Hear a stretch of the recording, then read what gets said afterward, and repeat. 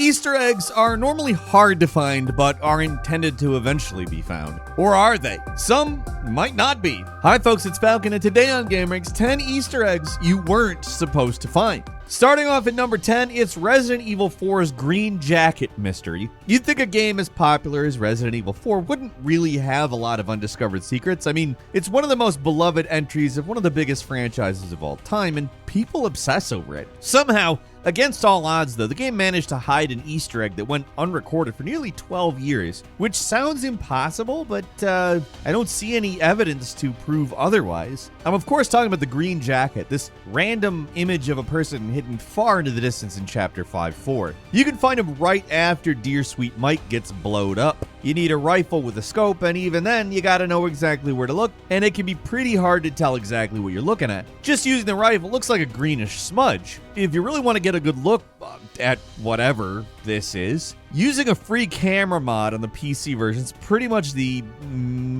only thing you can do. You gotta load the game and zoom way out to see a low quality cutout of a person in a green jacket. No one knows exactly who it is, and as far as I know, no developer from the original game has come out and said who they are, why they're there, or the answer to the age-old question, gold jacket, green jacket, who gives a shit? Yeah, pure mystery here. And number 9 is Splitgate, this dancing troll. There is a 2019 arena shooter, mostly known for its mind-bending gimmick of incorporating portals into the multiplayer FPS experience. Splitgate, pretty cool game, not actively being developed anymore, but at the time of writing, the servers are still there at least, which is more than I can say for most arena shooters we end up talking about on this channel. Splitgate, though it has a cool gimmick, not one that really is talked about a lot though. It's 100% a sci-fi game. Like, look at it. They aren't even pretending it's something else. But for some reason, if you carefully explore the Abyss map with boundaries turned off, it's possible to find an especially strange site just outside the regular bounds of the map. Over by these tunnels built into the rocks, there's a little dancing troll or goblin. Definitely gonna put in that category, not necessarily ghoul, or more in the dirty little green guy area. Anyway, he's dancing. Look at him. He is, what a happy guy. Why he's there, why he's dancing, I don't know. Maybe it's an unused model from one of the developer's other games. Could be from an unannounced game. The developer 1047 doesn't have anything else on Steam, so I don't know. Could be a canceled project, who knows? Maybe just something a dev made for fun. What makes him stand out, I think probably most though, is the animation. You almost never see this kind of an Easter egg animated. Green Jacket Man is just a weird image, remember? This is a little goblin, and he ain't even T-posing, he's dancing. And number 8 is The Legend of Zelda: The Wind Waker, The Secret Playground. There's developer rooms up the wazoo in a ton of games out there. They're usually not the hardest thing to access, and developers expect players to eventually find it. Look at any Bethesda game. There's dev rooms that are especially easy to get access to, Fallout 76 included. If a game is designed for the PC market, allowing players to access dev tools is a given. It's something people expect, and it's fun to mess around with. Console games are a different story though, especially when you're talking about super protective companies like Nintendo. They rarely let their players take a peek behind the curtain and see how anything works. All this is to say that the 14 different test rooms you'll find in the files of Legend of Zelda: Wind Waker were definitely not meant to be found by players. The only way to even access them is to use these really difficult to replicate glitches or a cheat disk like Action Replay, and even then it's tricky to figure out how it works. Each of these seems to be about testing different aspects of the gameplay. Probably the most interesting, at least to me, is the one that's almost like a playground. It's meant to test jumping and climbing. That's why there's height values listed all over the place, but it's just a fun place to screw around in. It includes this massive tower. Don't know why it's this tall. Maybe it's there for comparison's sake. I don't know. Get used to me saying that, by the way. Most of the entries that are showing up this list, the devs are not talking, and they don't necessarily make perfect sense.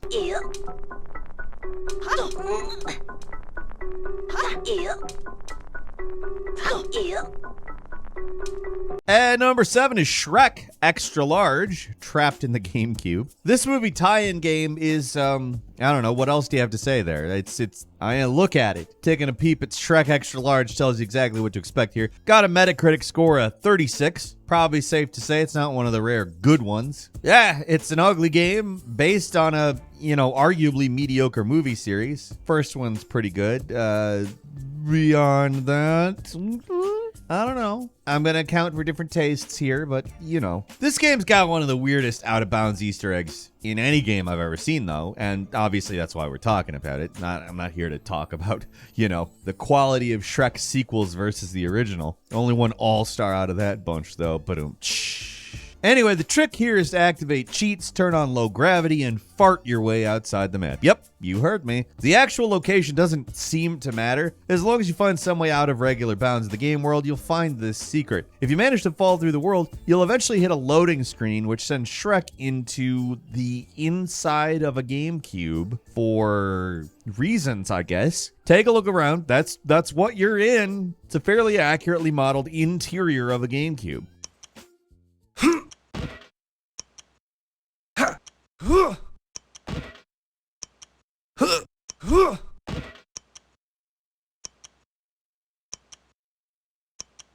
It also works in the Xbox version of the game, but you get a little bit of a fall down into the bottom of a well. Obviously, you can't have a GameCube in the Xbox version. Duh. The strange thing is, once you're there, there's no way out, so maybe it's intentionally meant to be some kind of trap for cheaters? I don't know. It's kind of bizarre and maybe even a little unsettling in a goofy way. And that's about all I have to say. Let's move on.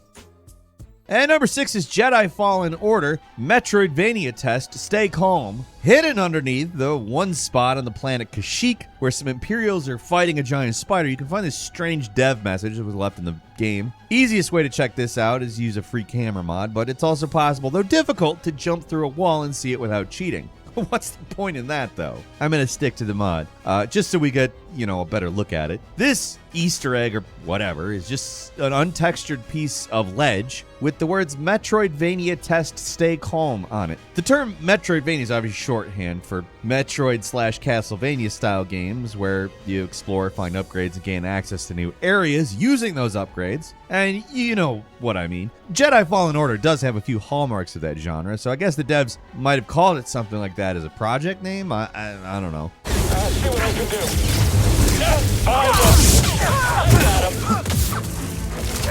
It's also possible this object was meant to test backtracking or something. Metroidvania games have backtracking baked into their systems. Whatever this is supposed to be, though, it's clearly not meant to be found. It's debatable if it's even an Easter egg at all, but it is an interesting discovery if nothing else. And number 5 is Grand Theft Auto Vice City: The Reagan Picture, an infamous one that's clearly not meant to be found. It's something Rockstar eventually did remove from the game, at least if I remember right it was. If you know anything about GTA Easter eggs, you'd know about this one. It's a picture of former US President Ronald Reagan holding a gun next to a picture of former Soviet Premier Gorbachev with Reagan, and Reagan's given a nice big old thumbs up. It's a weird image that was not meant to appear in the game. It's unlikely Rockstar had licenses on either of those images, A, but B, it's the cultural issues that might pop up from having something like this in the game are, it was a different time when Vice City came out, but still had stuff like that happened. It's still possible to see in the original version of the game. Jump on the counter and stand on the helmets at the ammunition at downtown Vice City, then switch to an RPG, aim out toward the street, then turn around, you'll be able to see inside the wall where this image is hidden.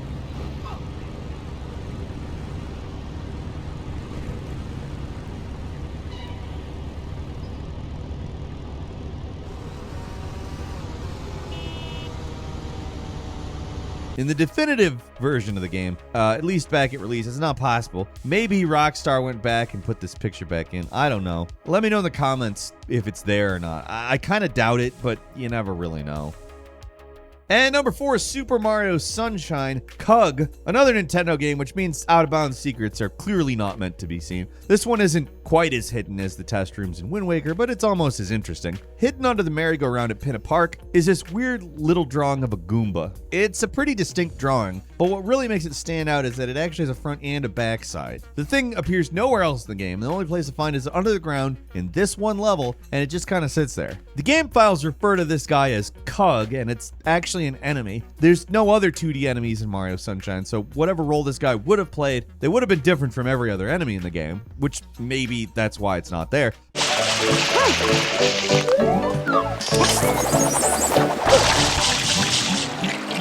Maybe there's going to be a 2D section. Like maybe the idea that we saw eventually in Mario Galaxy was something they had wanted to do for a long time and never did. Who knows? But it's super weird.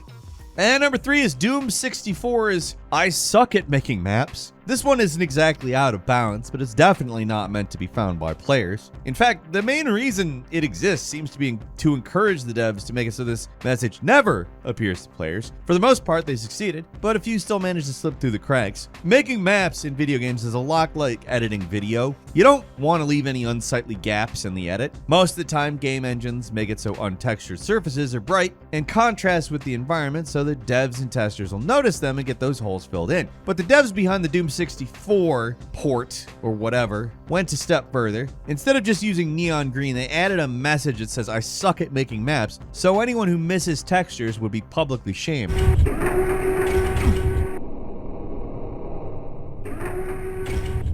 There are only a few places you can find these in the game now, and mostly through cheating, but there's a few levels where there's some quick moment you can see this message in all its glory. I'm not gonna lie either, it's also really funny seeing game developers bust each other's balls a bit. At number 2 is Hitman Blood Money. Alan, please add details. Another not so out of bounds secret. Definitely meant for the dev team only, too. It's a message for a specific dev, Alan. Ol' Alan, always leaving out details. Classic Alan. Classic Alan.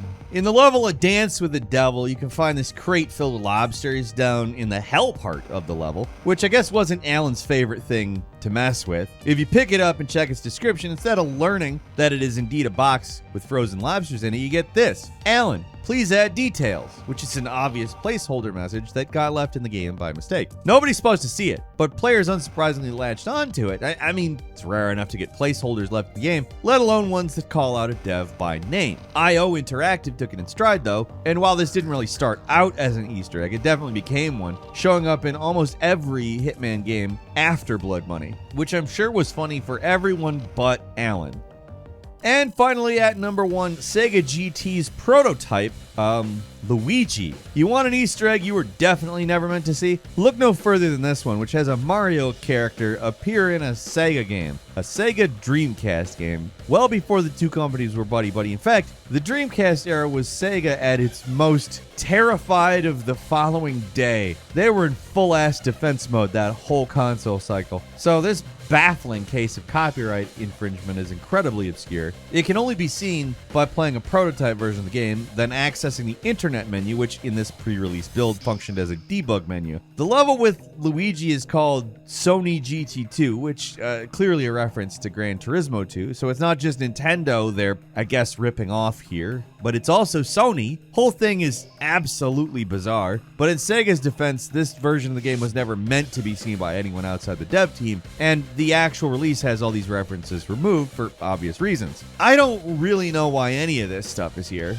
It seems like a case of devs kind of being odd, and video game prototype secrets are some of my favorites. It's wild to see junk that devs are kind of amusing themselves with while they're making a game. Most of this stuff ends up lost and forgotten, but at least with Sega GT, we know at some point Luigi was in the game. And after he waves that flag, he just stays in a hunched over position, looking strange.